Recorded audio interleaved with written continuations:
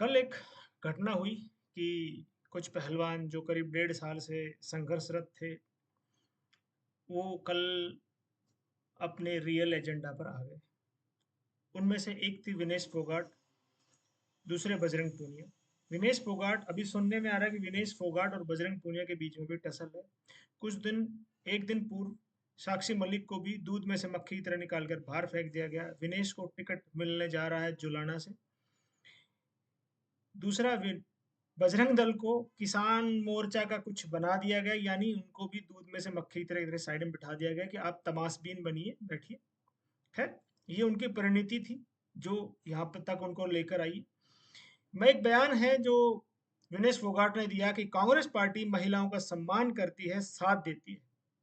आज मैं इस बात की पड़ताल करूंगा, साथ ही साथ आपको बताऊंगा कि क्या सच में कांग्रेस पार्टी प्रियंका वाड्रा, राहुल गांधी महिलाओं का सम्मान करते हैं या नहीं करते हैं। करते तो किस तरह से करते हैं।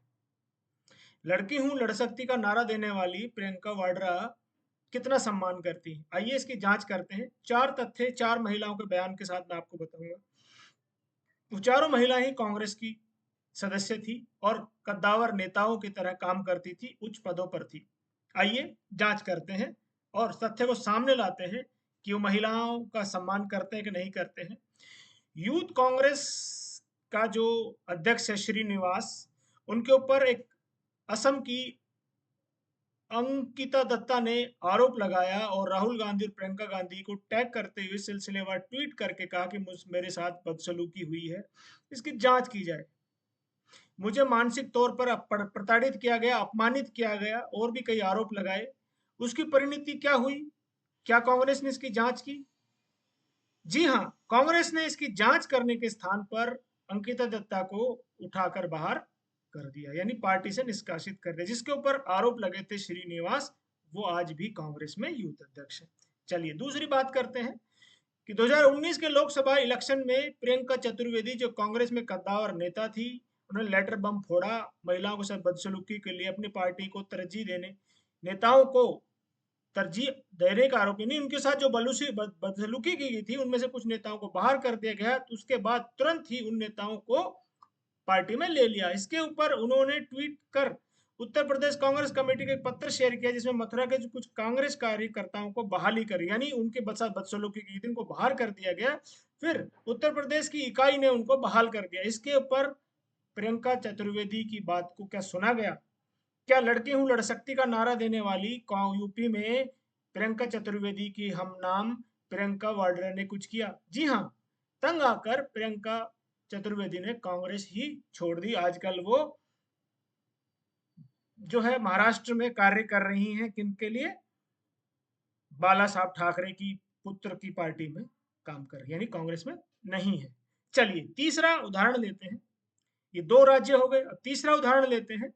कांग्रेस के लोकसभा चुनाव के साथ ही साथ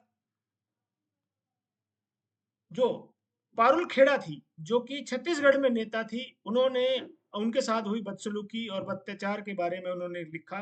उन्होंने एक पत्र लिखा और अपने लिए न्याय की मांग की। तो लड़की हूं लड़ सकती वाले पार्टी ने क्या न्याय दिया?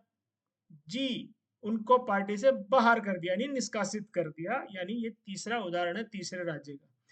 अभी सबसे जो ताजा उदाहरण है जिसके ऊपर बात चल रही है, मीडिया में बवाल मच रहा है, मलयालम फिल्म इंडस्ट्री में भी यौन शोषण के आरोप लगे थे। उसके ऊपर एक डायरेक्टर की गिरफ्तारी भी हुई है। इसी बीच में मलयाली नेत्री, कांग्रेस की नेत्री महिला ने पार्टी में कास्टिंग काउच, यानी कुछ चीज प्राप्त करने के लिए अपने, जो है आप समझ सकते हैं कि बॉलीवुड में बहुत ज्यादा होता है, कांग्रेस पार्टी में भी कास्टिंग काउच यहाँ चलता है। एर्नाकुलम की कांग्रेसी नेता सिमी रोजबेल जॉन ने रीजनल न्यूज चैनल में बात करते हुए दावा किया कि फिल्म इंडस्ट्री काउचिंग जैसी स्थिति कांग्रेस पार्टी के अंदर भी हो रही है। महिला नेता और कार्यकर्ताओं को पुरुष नेताओं के शोषणकारी व्यवहार का सामना करना पड़ता है।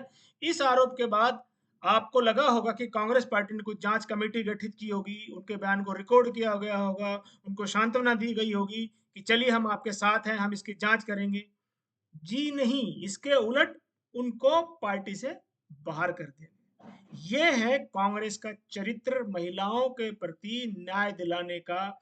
जो दिनेश कह रही थी कि महिलाओं के साथ हो रहे अत्याचार, जी नहीं, ये सिर्फ मोहरा मात्र है हरियाणा की जाट राजनीति को साधने के लिए।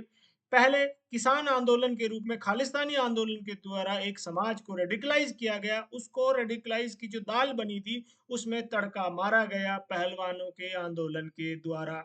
उसमें ये तीन बड़े नाम विनेश, बजरंग जो आपस में रिश्तेदार भी हैं, और साक्षी मलिक, अब तीनों का कैरियर ढल चुका है। इनको तड़का मारा गया, इनको लाया गया, इनको स्टेज प्रोटेस्ट कराए गए, और बार बार कांग्रेस के कहने पर, दीपेंद्र हुड्डा के कहने पर इन्होंने एलिगेशन लगाए। और वो आज जांच का विषय है, मैं उसके ऊपर कुछ कहना नहीं चाहता हूँ, कोर्ट उसका निर्णय करेगा। लेकिन जिस तरह के काम इन्होंने किए, इनकी परिणति कांग्रेस में जाकर ये पहुंच गए। अब इनको समाज का भी सामना करना है, अपने द्वारा लगाए आरोपों पर ये कितने खरे उतरते हैं उसको भी देखना है, और साथ ही साथ जो इनकी राजनीति का कैरियर शुरू हुआ है वो कितना आगे चलेगा, कांग्रेस पार्टी उसमें कितना खाद पानी डालेगी या समूल इनका नाश कर देगी चुनाव के हार या जीत के बाद, ये समय बताएगा। परंतु महिलाओं के प्रति जो इनका रवैया था कांग्रेस पार्टी का, वो मैंने चार उदाहरण, चार अलग अलग स्टेट के साथ ही आपको बता दिया। वीडियो को पूरा देखने के लिए बहुत बहुत धन्यवाद। आपसे आग्रह है कि वीडियो को लाइक शेयर सब्सक्राइब जरूर कीजिए ताकि सब लोगों तक हमारी आवाज़ पहुंचे। बहुत बहुत धन्यवाद। जय हिंद राष्ट्र, जय श्री राम।